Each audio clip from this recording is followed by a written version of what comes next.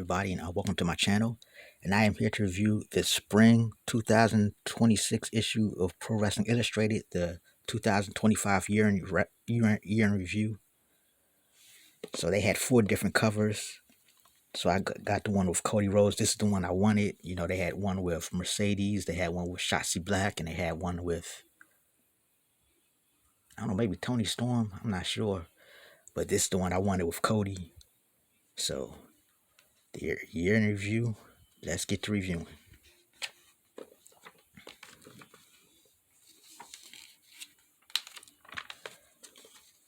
The four covers. Mercedes, Cody Rhodes, Tony Storm, and Shotzi Black. Yeah, and I lucked out getting the Cody one.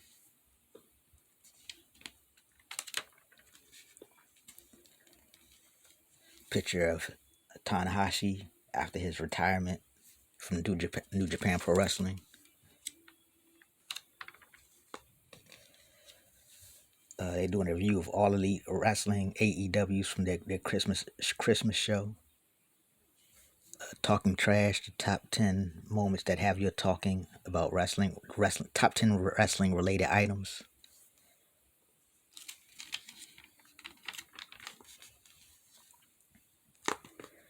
Ringside, of course, reviewing Tanahashi's last match in New Japan. Talking about MJF winning the championship at of beating Samoa Joe. I think it was a 4-way match, regaining the AEW World Championship. He beat Hangman, Swerve, and Samoa Joe.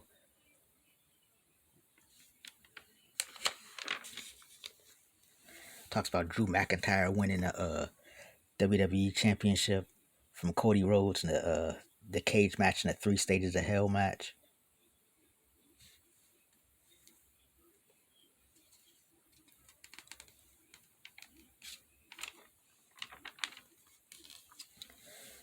Okay, the year 2025, the year in pro wrestling.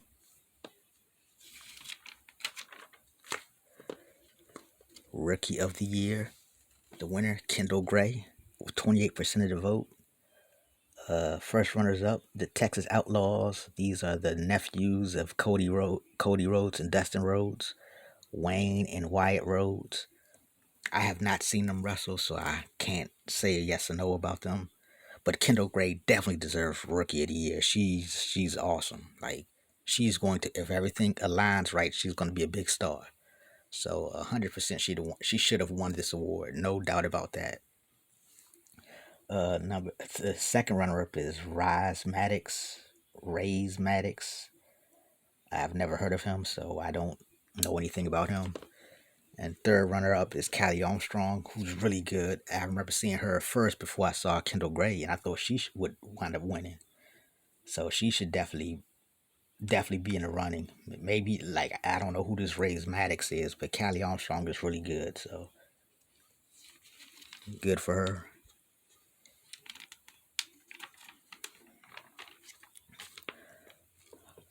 Most improved wrestler of the year, Harley Cameron, with 23% of the vote. First runner up is JC Jane. Second runner up is Raquel Rodriguez. And third runner up is Bear Bronson. All of these nominees were great. I could have seen any one of them winning. JC Jane was really good. She was really good. Raquel Rodriguez was really good. Bear Bronson really good. I guess you would give Harley the win because she had farther to come from. Because when she first started, she really was not that good. Everybody else, I guess, seemed to start out better.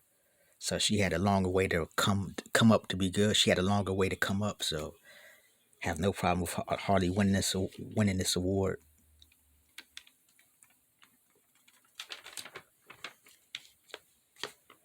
Comeback of the year, John Cena with 27% of the vote. I guess you really can't argue with John Cena. His year back, he had some really good matches with AJ and Cody Rhodes, the second match, and Logan Paul. So yeah, can't have no problem with him winning. First runner up is AJ Lee. You know, eh, on her. You know, but I mean, I'm glad she came back, but but she was gone for a long time, so I guess you can't count that out, being gone for so long and then making a comeback. Bandito, who probably should have won first runner up because he's been amazing since his comeback. Uh, he's second runner up. Third runner up is Kenny Omega. You know, don't have no problem with any of these nominees.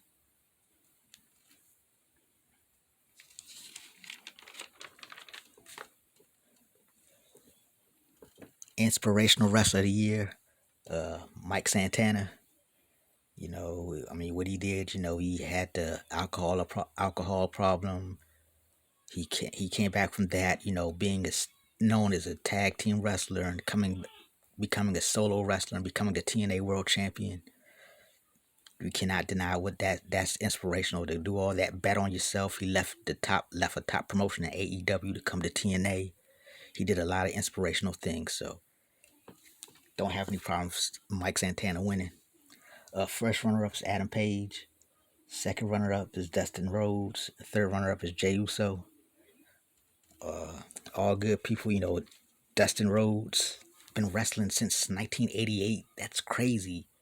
I think from 1988, and here it is, 2026. That's inspiration. Plus all the stuff he's overcome. So yeah, all good nominations. All good nominees and winners and runners ups.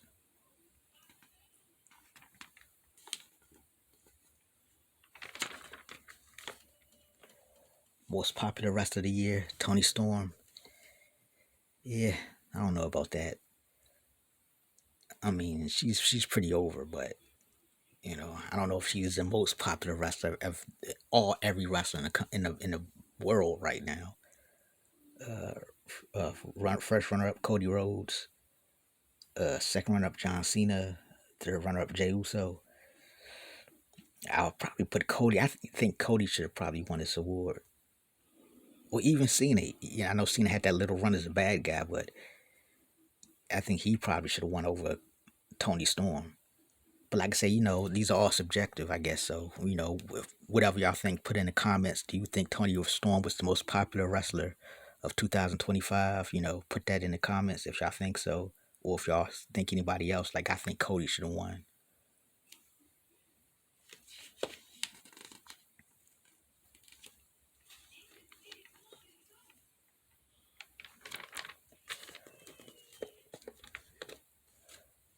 Most hated wrestler of the year, Logan Paul. Can't argue with that. I do not like this guy. But damn it, if he's not good. I mean, it's amazing how good he is for how short he's wrestled. But he is a really talented guy. But yes, I do hate him. So yes, number one most hated wrestler. I agree with that 100%. First runner up, Dominic Mysterio, because he was kind of cheered. Dominic was getting some cheers this year, so he might eventually become a baby face. But Don Callis gets boos, but Don Callis is second runner up. But he's not a wrestler, so I don't even know why it should be wrestlers. He's a non wrestler, but he does get a lot of boos. But I think this should just be for wrestlers. But and number six, third runner up, John Moxley.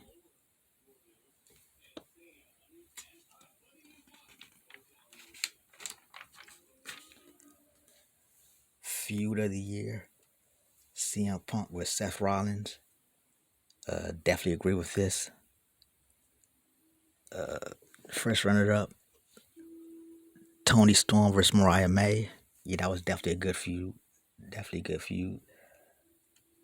Second runner up, Adam Page versus John Moxley. Third runner up, NXT versus TNA.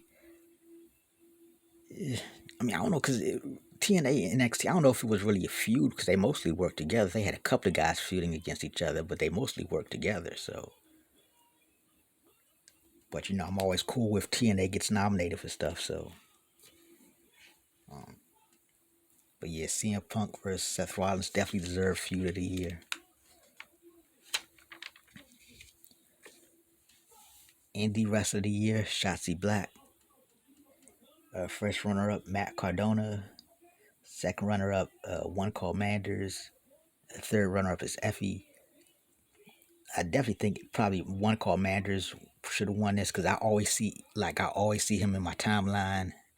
Even I don't follow him. I mean, I do follow him, but he just constantly making news. I'm always seeing him constantly making news. So I think he probably should have won over Shotzi, but just my opinion.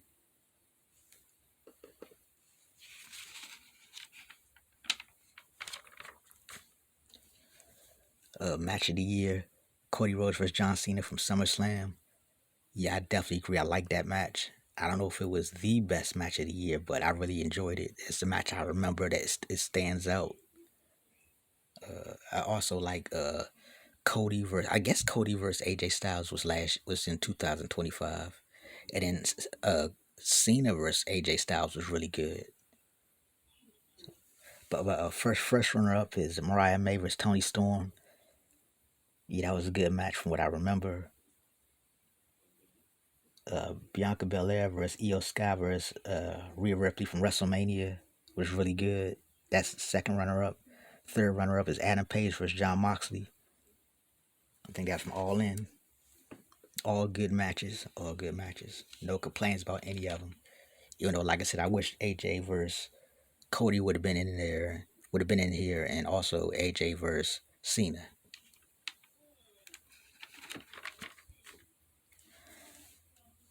Tag Team of the Year, the Hardys.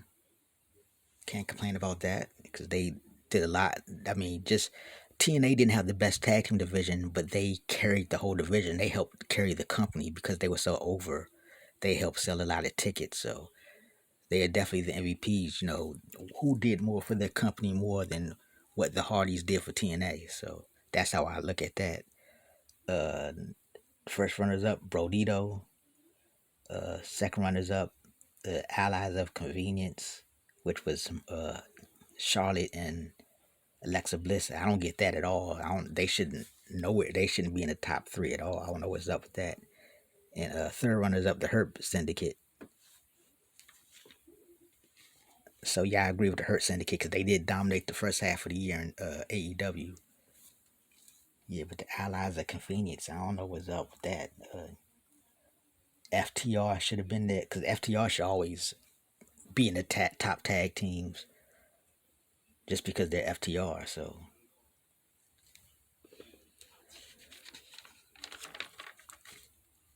faction of the year, the Don Callis family.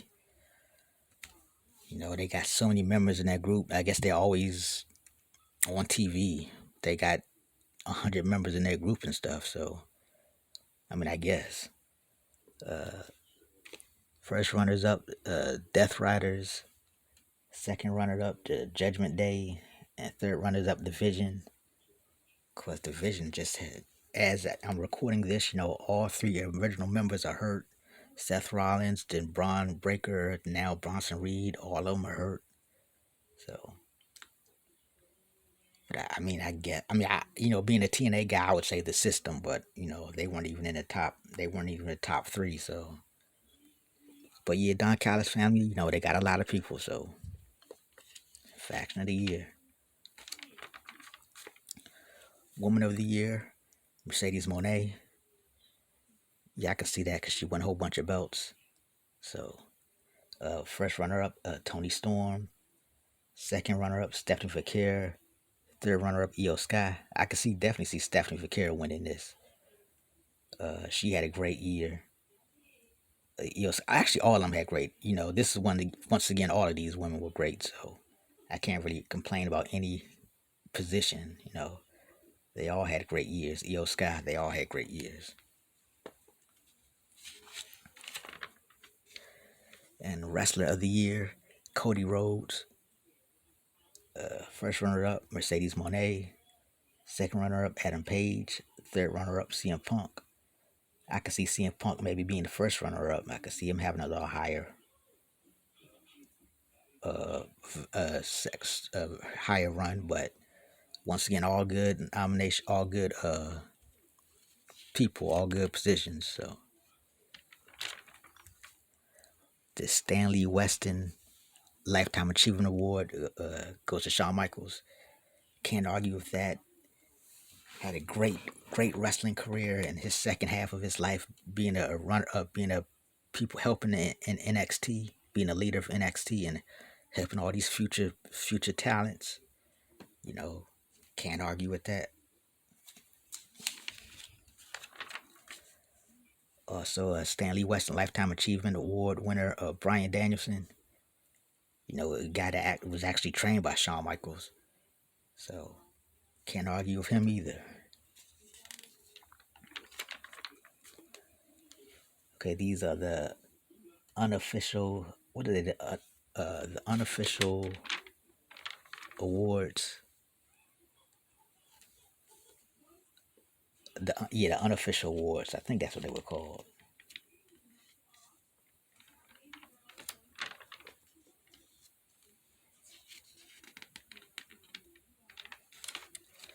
Worst decision of bringing Brock Lesnar back. And a lot of people say that, but Brock Lesnar is a big deal, and people he's still a draw. Not maybe not as much as a draw as when he first came, but he's still a draw. So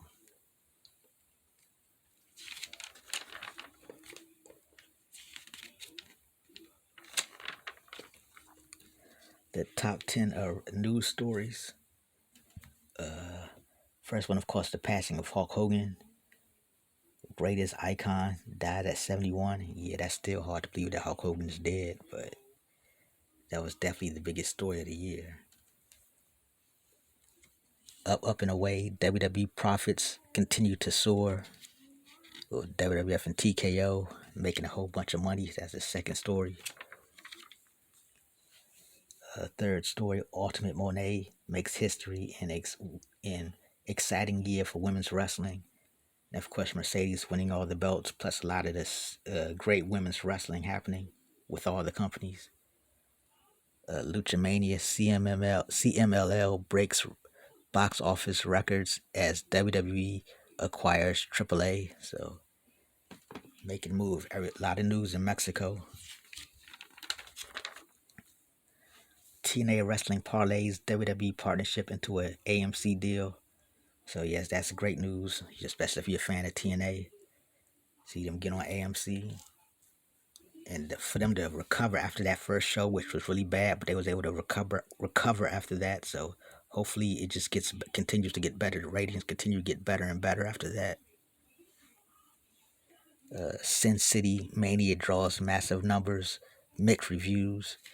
Yeah, WrestleMania in Las Vegas was like the biggest drawing WrestleMania of all time. But some people complained the show wasn't all that great. But I guess it was really just the Cena versus Cody match that was bad, but everything else was pretty good. AEW leans on strengths to reposition by year's end. You know, the ratings were down for AEW, and I guess the live attendance was down, but they got, back to the straight wrestling, and the wrestling is what keeps AEW going strong. You know, their pay-per-views are always great. John Cena embraces controversy, then adulation in final year. John Cena came in, turned heel, shocked the world by turning heel, but then turned back babyface and left out on top. I mean, even though he lost his final match, but the crowd loved him, and he had some great matches on his way out.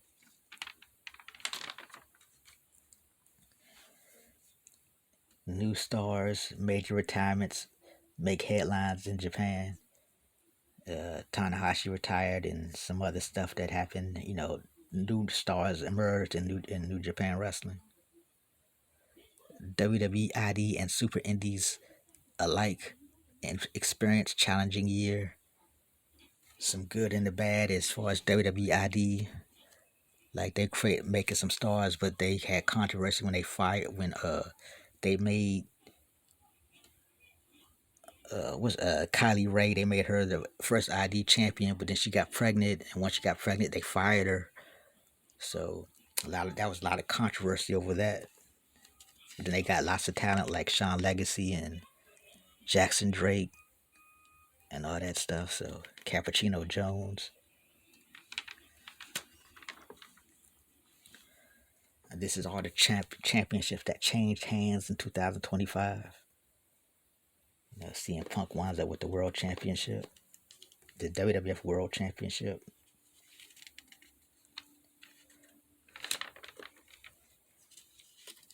Lots of title changes throughout the year through all the major companies.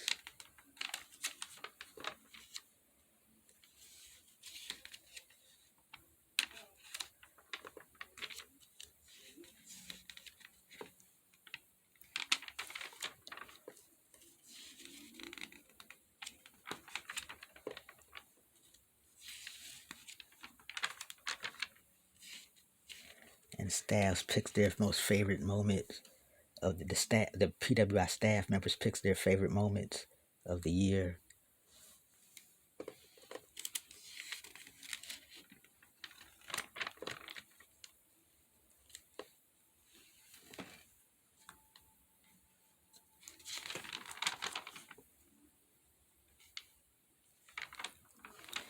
And memoriam. Once again, it's just hard to believe that Hulk Hogan died, but also Sabu, Bill Mercer, the announcer from World Class, Bob Caudle. I didn't know Black Bart passed away. Colonel De Beers, Steve McMichael. A lot of big names passed away. Sir Mo from Men on a Mission, but no bigger than Hulk Hogan. And 2025 in photos, just some classic pictures.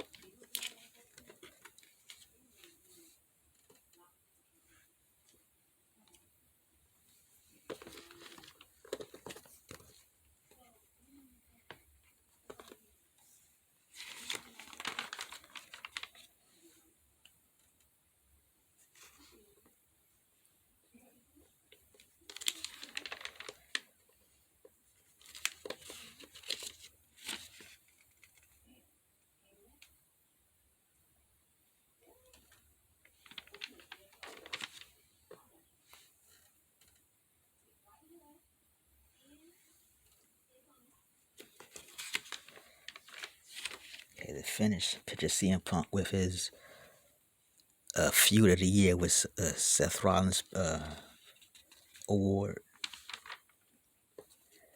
Netflix gains WWE library. Yeah, with everything leaving off of Peacock, a lot of this stuff went to Netflix, which is great. I just wish they could get the old school stuff, but a lot of that stuff is going on YouTube, so that's great. Ratings, top 10 ratings. Number 1, WWF Undisputed Champion Cody Rhodes. Number 2, the AEW World Champion MJF. Number 3, the WWE World Heavyweight Champion CM Punk. Number 4, the IWGP World Heavyweight Champion Yota Tsuji. I know I butchered that name. Number 5, the TNA World Champion Frankie Kazarian. Number 6, the AEW Continental Champion Jon Moxley. Number 7, the AEW International Champion Okada. Number 8, the ROH World Champion Bandito. Number 9, the MLW IWTV Wrestling Champion Kruger, Mads Kruger. And number 10, the NWA World Champion Silas Mason. Top tag teams. Number 1, FTR, the AEW World Champions. Number 2, the TNA World Champions, the Hardys. Number 3, the WWE World Tag Team Champions, the Usos. Number 4, the AEW Women's Tag Team Champions, the Babes of Wrath. Number 5, AJ Styles and Dragon Lee. Number 6, Pagano, and Psycho Clown, the AAA World Tag Team Champions. Number 7, Los Hermanos Chavez. Or they're the AAA World Tag Team Champions. Okay. Okay. Number 8 is Hate. Number 9 is the Knockout Brothers. And number 10 is Bangs and Matthews. I don't know any of those.